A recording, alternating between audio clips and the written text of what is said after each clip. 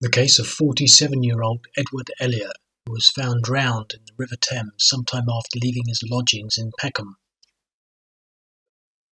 Edward Elliott was found dead in the River Thames near Vauxhall Bridge. His body was found floating in the water by a policeman in a launch on the afternoon of Sunday the 15th of June 1957. His body was then taken to Waterloo Pier Police Station.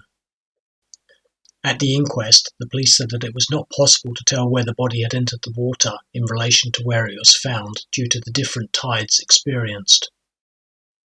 Edward Elliott's brother went to identify his body, but was unable to recognise it, although he was able to identify his suit and wallet. When he was asked whether he had recognised the scar on Edward Elliott's chin, he said, "At the time, I never recognised anything."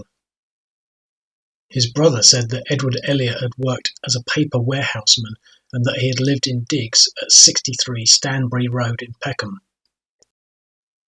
He added that his health was good and that he had had no money worries and that he had last seen him about a month or 6 weeks earlier.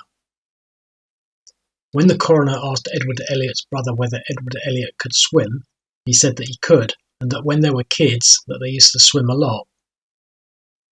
The pathologist that carried out the post-mortem said that muscular decomposition was rather advanced due to the body having been in the water for 2 or 3 days. He said that he could find no internal injuries and determined that his cause of death was due to asphyxia from drowning.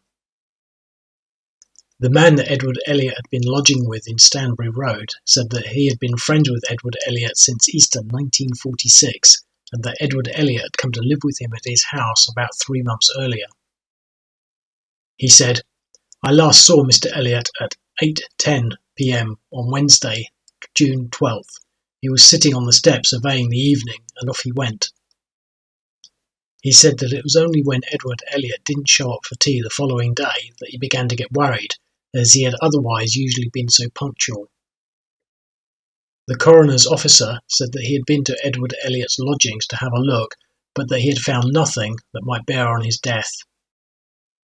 When the coroner summed up, he said that there was nothing to suggest anything unusual from the evidence, and an open verdict was returned. Nothing more is known about how Edward Elliott came to be in the River Thames, or what happened to him after he left his lodgings in Peckham, and the reason for his death remains a mystery to this day.